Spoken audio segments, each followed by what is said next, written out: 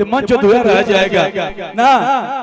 आजकल भारत में जरा से पैसों की बस 2 मिनट भैया बोलने दीजिए। अगर भारत में पैसों की कमी हो जाती है तो इनके लिए क्या बोलूंगा कि अगर गवर्नमेंट को ये ख्याल हो जाए तो खत्म सारा बवाल हो जाए। अगर गवर्नमेंट को ये ख्याल हो जाए तो खत्म सारा बवाल हो जाए और टैक्स लग जाए इन जैसे हसीनों पर तो इंडिया भी माल हो जाए। एक बार हाला करिए। और कुछ लड़के पवन भैया का फोटो दिखा रहे थे।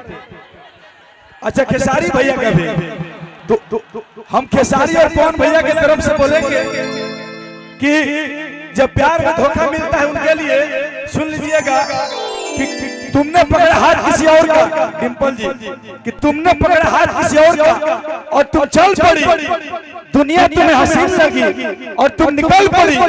धोखा तुमने दिया है, ये खेसारी पवन भैया की तरफ से कि धोखा तुमने दिया है तो तुम्हें भी मिलेगा।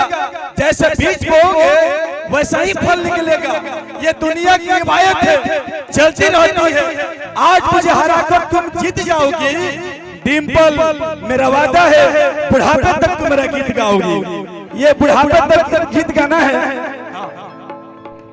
आपने ये जो लाइन बोला, मैं भी एक लाइन बोलना चाहूंगी।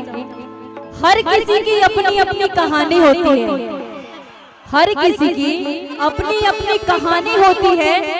किसी की रानी बेवफा होती है तो किसी का राजा बेवफा होता है। मेरा तो राजा ही बेवफा है।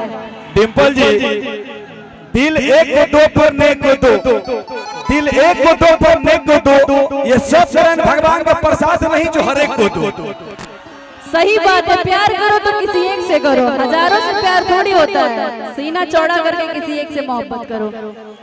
And thank you so much आप सभी का, आपने इतना मेरे को प्यार दिया और मैं आप सबसे इजाजत चाहती हूँ।